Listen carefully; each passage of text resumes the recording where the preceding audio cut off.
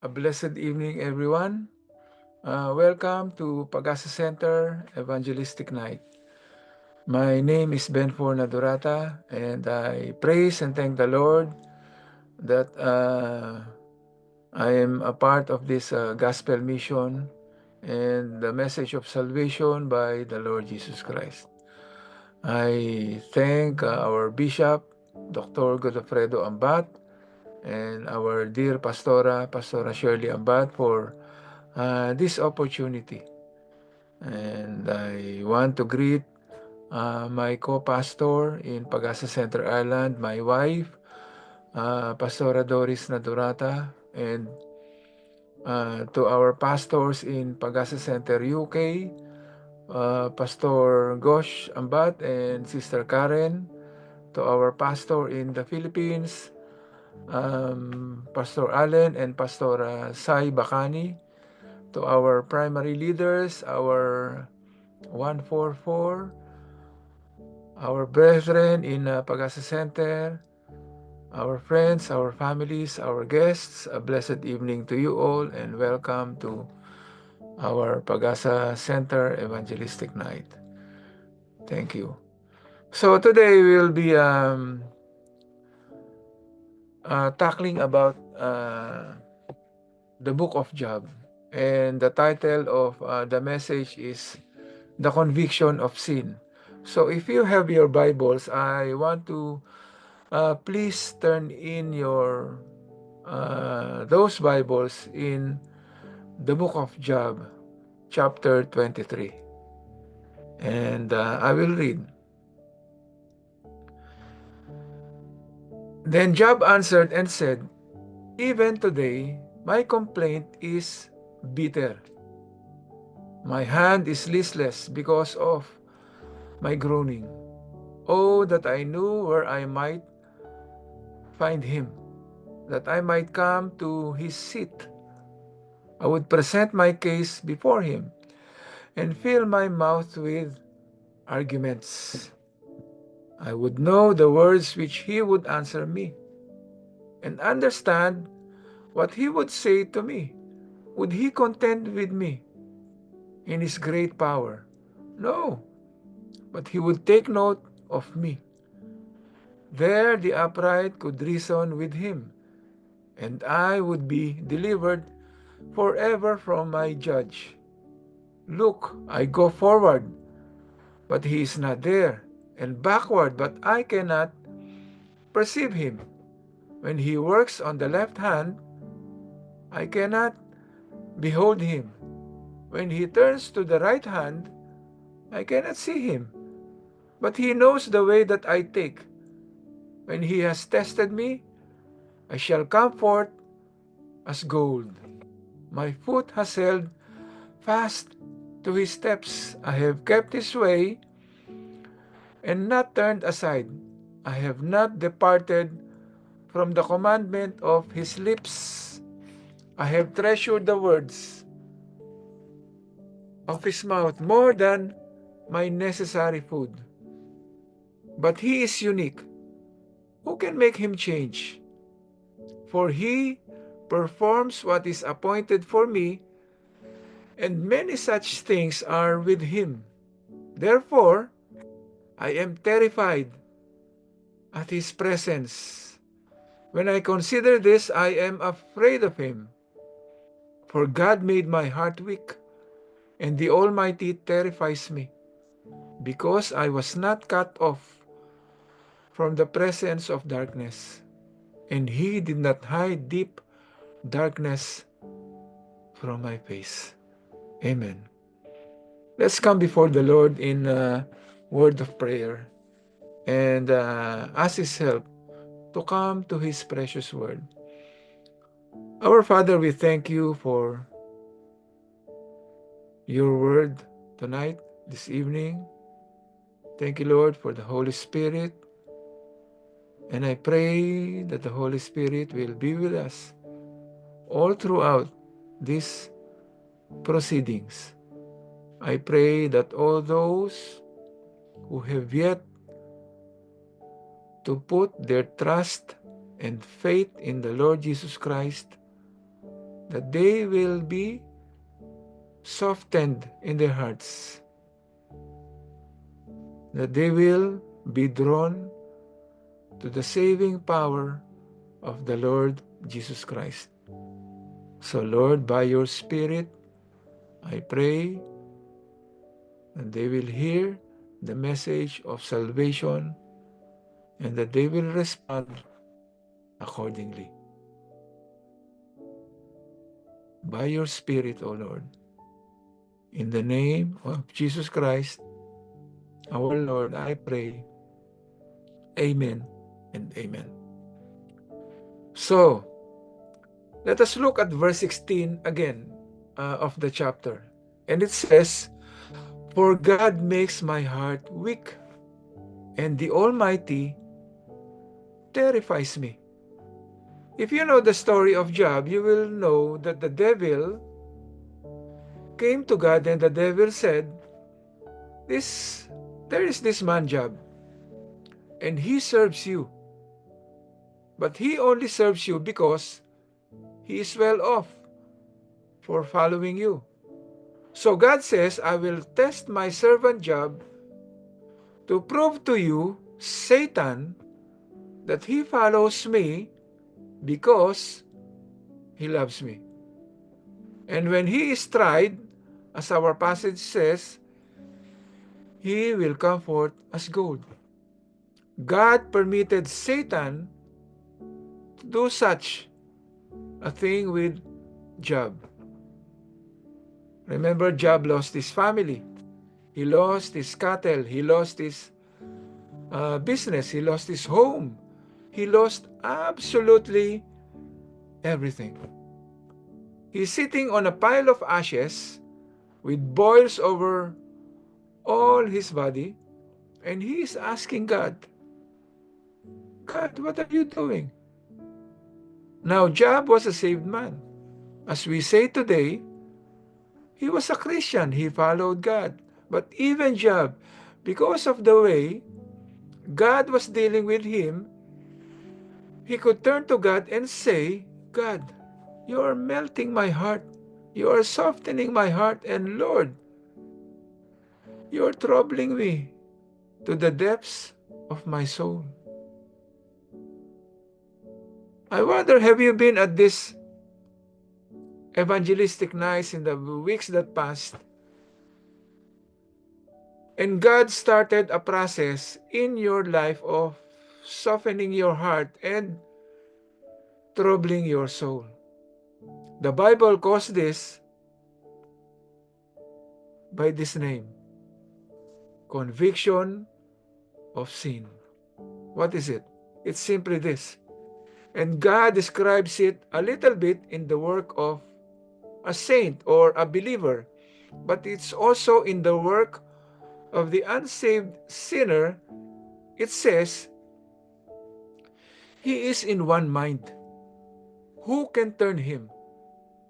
And what his, God's, soul desires, even that he does. You've heard the gospel perhaps, or someone gave you a gospel tract. Maybe not necessarily from this church, or you heard the gospel somewhere else in the open air, or through a book, or through a video, or through a friend. And for some reason, you, after hearing the word of God, have been troubled by it. Your heart has been softened.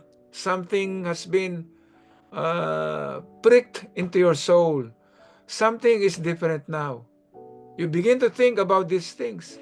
And the thought of God and your sin and eternal things and salvation is really troubling your soul. That's the conviction of sin. Let me say this. It is God that is doing it. You might say, how can God do such a nasty thing? I'm troubled to the very depths of my soul. I feel it in my bones. There's something wrong. I can hardly sleep at times. I can hardly rest because this is going on in my head. Friends, listen. It is God. God has one mind concerning you. God has His eye on you. God has His finger, His hand upon you. And He is determined not to let you be lost. God is not willing that any should perish, and He doesn't want you to perish, my friend. I can say it, if I can say it reverently, God is hunting you down. He wants to make you tremble. He wants to make you frightened and uneasy because of the gospel, because He knows that if you are comfortable, too comfortable to say, you will never ever want to come to Him. It's the Word of God that does this. It's not newfound ideas. It's the old-fashioned Word of God, if I may say. You see, God Himself describes the Word of God as a hammer. Your heart may have been hard, and maybe it's hard this evening. You're like the frost outside. Each time you hear the gospel, it's like another layer on top of the previous layer, and it gets harder and harder and harder until you can sit in a meeting like this or a mission and it doesn't affect you at all. My friend, God's word is like a hammer, and it can smash and break the hardest of all hardened hearts. God's word is called the sword of the Spirit. It is double-edged. It is so sharp, the Word of God says, it can divide the very bone from the marrow, the soul from the spirit. Perhaps you've been sitting under the Word of God and you've almost felt a dagger go into your heart and into your life because God is speaking to you. The psalmist says, your word is a lamp unto my feet and a light unto my path. Maybe in these nights or in some other experience that you have had in your life, you have found the Word of God shining into your heart like a laser beam, uncovering things that no one else knows about, the secret things of your heart and in your life. God, like a light, has shone in. You know what it was like? You know what it was like this morning? A beautiful morning. Maybe you were in the kitchen or the bathroom and the sun was shining through the window. And what happens? You could have dusted, ladies, the house the night before, but it doesn't matter. When the sun shines in through the window, you see the dust float everywhere. Has God's word made your heart soft? Oh, there are many things that can make our heart soft. The birth of a child can soften a hardened drinker or a gambler, so much so that they want to leave their old ways for the sake of their child. Maybe they'll send their child to Sunday school, bring it up as a so-called Christian, because their heart has been softened by nature's Christ. There are so many things, a bereavement that can soften the heart. But I can say that that is not conviction of sin. Conviction of sin is when God comes in with His word and He begins to do something supernatural. He makes your heart soft. You almost think that it would break. You have no rest, you have no peace. And like Job says, the Almighty terrifies me. Do you know what God has been doing? He's been sitting at his divine drawing board, working out how he's going to trouble you. He wants you to be moved. He wants you to be shaken out of your lethargy and your apathy and your carelessness because of your soul. He'll do anything, by any way, by any means, to bring you out of that quicksand of indecision. He wants to trouble your soul, my friend. You know, there was a great revivalist preacher in America by the name of Charles Finney.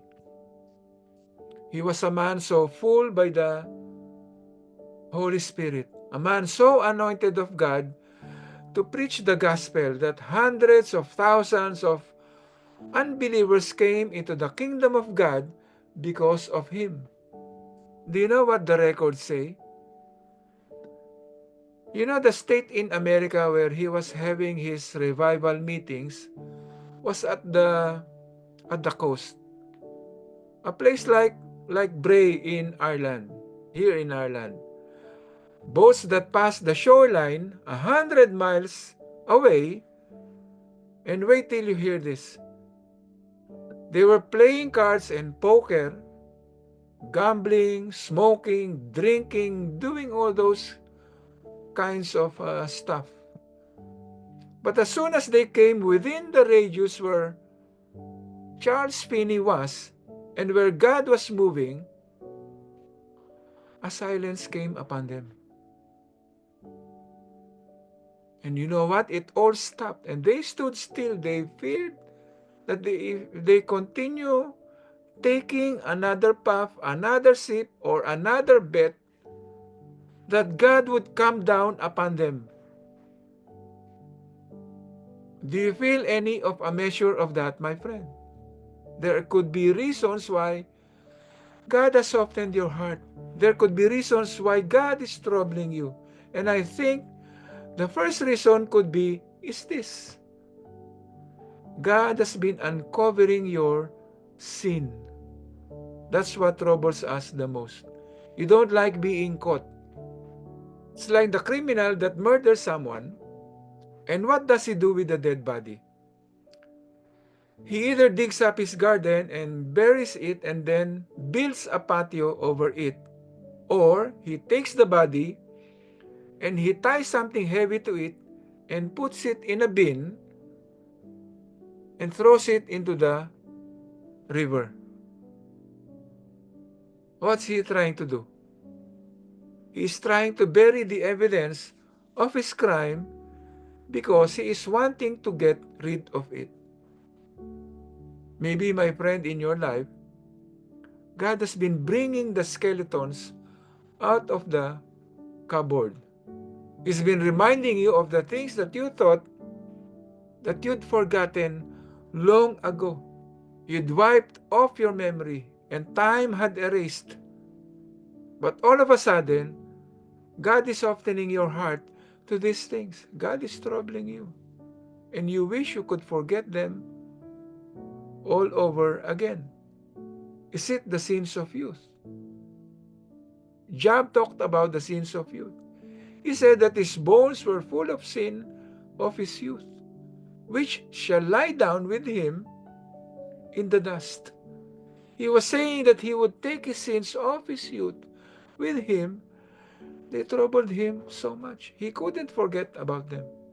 David cried out to God, "Remember not the sins of my youth, nor my transgressions. According to your mercy, remember me in your goodness, O Lord." Is it forgotten sins? You may have forgotten, my friend, but God has not. Jesus Christ one day will stand upon the earth and he will look eyeball to eyeball into your face and he says, every idle word that men shall speak, they shall give account thereof in the day of judgment. Secret sins, he says, there is nothing hidden which shall be not revealed. Neither was anything kept secret, but that it should come out in the open, in that day when God shall judge the secrets of men's hearts by Jesus Christ according to the gospel. Is your sin troubling you, my friend? Is it? Because it ought to. If God is working with your heart, and if God is striving in your life, you can be sure that if there's unrest, if there's uneasiness, it is God who is the originator of it, because God wants to save you. The Apostle John says, if we say that we have not sinned, we deceive ourselves and make God a liar. And anybody in this place that doesn't feel God upon them because of their sin, they are deceiving themselves. Maybe God is softening your heart or troubling you because He is uncovering your sin. Secondly, perhaps it's because you are starting to feel the guilt and the danger of your sin. It's like legal conviction when you're caught in a crime. Or as the saying goes, you are caught red-handed. Do you know what that feels like? The embarrassing feeling of knowing that you have been caught doing wrong, red-faced embarrassment and guilt. Some of you perhaps know what it is like. It's the feeling of standing in the courtroom and there is the judge and the jury, and you've gone through the trial and dug up all the dirty washing. You're waiting for the pronouncement, the judgment upon you, and then when you hear it, and it's the worst that you can hear, there is that sinking, burning feeling rising up in your soul. The feeling of guilt and terror at what has happened. I wonder, has God's customs officer stepped onto the boat of your life and found something? Has he? It's so tragic that it is softening and squeezing your heart and troubling you to the depths of your being in these last nights, or my friend, in your life, at any stage. Has the Holy Spirit put His chains and handcuffs upon you? Has the divine jailer imprisoned you and aroused your conscience to what is going on in your life? Let me say this. If that is what is happening in your life, the likelihood is this, that you are trying to close your ears to God. You are trying to shut Him up. You're trying to harden your heart and numb yourself. What often a lost man or woman or a backslider does is they go and they run headlong and saturate themselves in their sin to numb themselves to the conviction of God. They will go and get full to try and numb the dagger blows of the Word of God into their heart and the slashes of the two-edged sword of God's Word. You have heard about men and women drowning their sorrows. Well, some of you have been drowning your conviction, or at least trying to. But just as you wake up with a sore head the next morning, you wake up with a sore heart because He is softening your heart. He is troubling your spirit, and God is moving among you. God is speaking to you through your family, through a church, through a tract, through something, and it seems that no matter how far you run away from the sound of the gospel, everywhere you turn, everything you go to do is troubling you because the gospel darts of God are flying full at you. I heard about a man a few weeks ago, and he was declaring how he used to walk with God. And he used to, as he said, be a believer. But he could never go to church anymore. He could never even send his children to church because they are so out of touch with reality. And Christianity is not as it ought to be. Then in the next breath, he says, is this: I don't know why I'm going on about this, for I'm not interested at all. As William Shakespeare says, he protests too much. Are you one of those people or these people that badmouth Christians, Christian churches, Christian ministers, any form of Christian doctrine or anything? You know why you do it? Your friends don't. They think you're big and tall, but your friends don't know that inside your heart, what you are doing is you are trying to drown out God's conviction. You are trying to convince yourself that you want nothing to do with all this. You just wish God would stop speaking. You are like Cain. Remember Cain? He killed his brother. God punished him, and Cain turned around and said to the Lord, my punishment is greater than I can bear. Is that the way you feel? God is weighing you down. Like the nation of Israel, he said that they will find no ease for their foot. Neither shall the sole of thy foot have rest, but the Lord shall give them a trembling heart, failing eyes, sorrow of mind. And their life shall hang in doubt before their eyes. They shall fear day and night, and shall have none assurance of their life.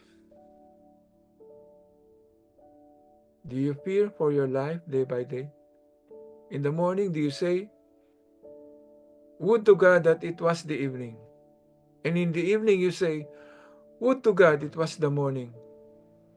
Are you like David? David says in the Psalms that his life was spent in grief. He sighed year after year. His strength failed him. God's arrows struck him fast. God's hand pressed him sore upon his brow. There was no rest in his bones because of the heavy burden of his sin crushing him down. He said that his wounds stunk, even that his family and his friends wouldn't come near to him. Is that the way you feel? If you feel like that, God is after you. Are you trying to hide from God? Are you trying to bury your head in the sand? Are you trying to turn your back, plug your ears to God? What are you trying to do, my friend? Because the Holy Spirit of God is coming after you. And perhaps it's not just because He has uncovered your sin or He is making you feel the guilt and the danger of your sin, but perhaps as you have heard about the cross and as you have heard about Christ bleeding and dying and in agony of Christ bearing the world's hell so that they wouldn't have to, as you have heard about Jesus being stripped naked, being shamed, being spat upon, being buffeted, being mocked, you have heard God say, surely He has borne our griefs and carried our sorrows. Yet we did esteem Him stricken, of God, and afflicted. But He was wounded for our transgressions. He was bruised for your iniquities. The chastisement of your peace was upon Him. He was punished so that you might have peace. As you hear that, God poured out His soul as an offering for your sin. Perhaps you have sat and you have thought, that was because of me. And I know it. I have been told since I was a child, and there's many a time it has bothered me. And I just wish it would stop. My friend, there's two ways it will stop. Listen, the first thing is this. If you turn round to God and one time, too many, and say, leave me alone, in the time that He listens, the next time you hear His voice will be in hell.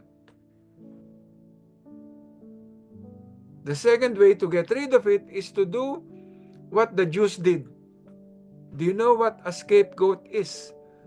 You talk about a scapegoat, and it's someone blaming another person to get themselves off the hook. What they did in Judaism was they got a lamb, a goat, and the high priest who presented the people before God put his hands on the head of the goat and confessed his sins. And then they took the goat and loosed it out in the wilderness. It was symbolizing that all their sins were going away. Christ is your scapegoat. God has put on Him. God has blamed His Son to get you off the hook.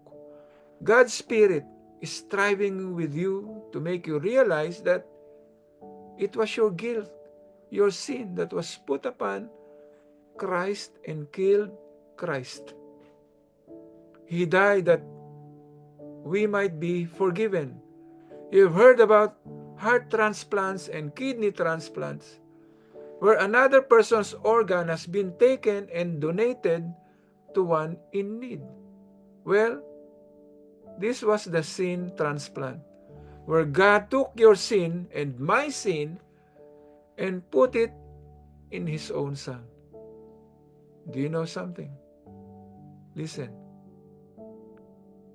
If you are to be free of this troubling of your soul and the softening of your heart, my friend, listen. Burdens are lifted at Calvary. You need to get your eyes to Calvary. You need to get your eyes to Calvary. You need to see the bleeding lamb taking your place, dying in your room. You need to see it because of your sin.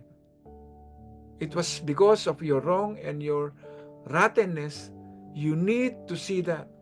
You need to fall at the feet of God and say, Lord, I'm sorry. Lord, I take what you did for me there. I ask you to save me and forgive me and take me to glory with you. And when you do that, just like Christian in Pilgrim's Progress, the burden on your back will roll away. Maybe God is troubling you because of the cost to leave your sin. You know, the fear of the sinner coming off his sin is like the drug addict going through cold turkey. It's like the alcoholic with the shakes. They need it. They want it. They can't live without it. It's like your sin. My friend, have you ever seen a doctor who is pleading with a person with lung cancer to give up smoking because it is killing them? And the doctor cannot cure them because they won't help themselves. The alcoholic lying in a intensive care unit with the liver like a sardine being mashed up, lying there with the body poisoned with alcohol. And he's pleading with him, will you not stop drinking? It's going to kill you. But he can't. He won't. He needs it, my friend. You will never be free from your sin. You will never be free from the pain and the guilt and the judgment of your sin. Listen to me. Until you come to Christ. Christ will take the burden and He will heal the heart. He will give you a new heart. He will give you a new nature. He will give you a new life. He will give you peace within Himself. He will give you a hope of home in heaven. He will give you everything that He has promised within His word. My friend, what could stop you? What are you going to do? Is your heart soft? Is God troubling you? Listen, God wants you so much that He was prepared to buy you with the listen. God wants you so much that He was prepared to buy you with the blood of His own Son, Jesus Christ. Would you not give Him your life this evening and finish this whole thing with God? The peace of God that surpasses all understanding will rule in your heart and your mind through Christ Jesus. Now, if God has been speaking to your heart this evening, and it is of utmost importance, listen, there will never be a bigger, more important, or greater decision that you can make in your life than to listen to God. Do not ignore. Do not delay. Why not trust Him now? Hear His voice with a softened heart and a troubled soul. Turn to Him and away from your sin. Trust the death and the resurrection of the Lord Jesus and His blood that was shed, and ask Him to save your soul. You can do it now. Where you are, say this prayer out loud. Wherever you are. Lord, I'm sorry. I have sinned. I now come to you, O Lord, by the grace of your Son, the Lord Jesus. I turn away from my sin. I turn away from my past. I come to Jesus now and receive Him as my Lord, as my Savior. Help me, O Lord, by your Holy Spirit. In the name of Jesus Christ, I pray. Amen and amen. So if you have prayed that prayer, I encourage you to connect with the person who has invited you, and we will be more than glad to study with you more about the Word of God. We will help you all the way in this journey of faith in the Lord Jesus. So connect to your cell leader or the person who has invited you, and we will welcome you as a family in Christ. So thank you. So let us all bow our heads now, and we will close in prayer. Let's close our eyes. Heavenly Father, thank you for the word that we declared today. We continually receive your presence in our hearts, our minds, and in our lives. Lord, help us that we may come to know the Lord Jesus Christ day by day, and we grow deeper into the knowledge of the power and of the grace and of the glory of the Lord Jesus Christ. Lord, help us. We cannot do it alone. We are weak, but in our weakness, we will become strong because of you. So, Lord, in all these things, we ask in the name of the Lord Jesus. Amen and amen. So, thank you for joining our evangelistic night tonight. And I pray that none of us will be waylaid, none of us will be deceived. I pray that we will always be protected from the evil one. So, thank you. Bye-bye. Good night. God bless you. God loves you. Jesus loves you. Pag-asa Center, love you. Bye-bye.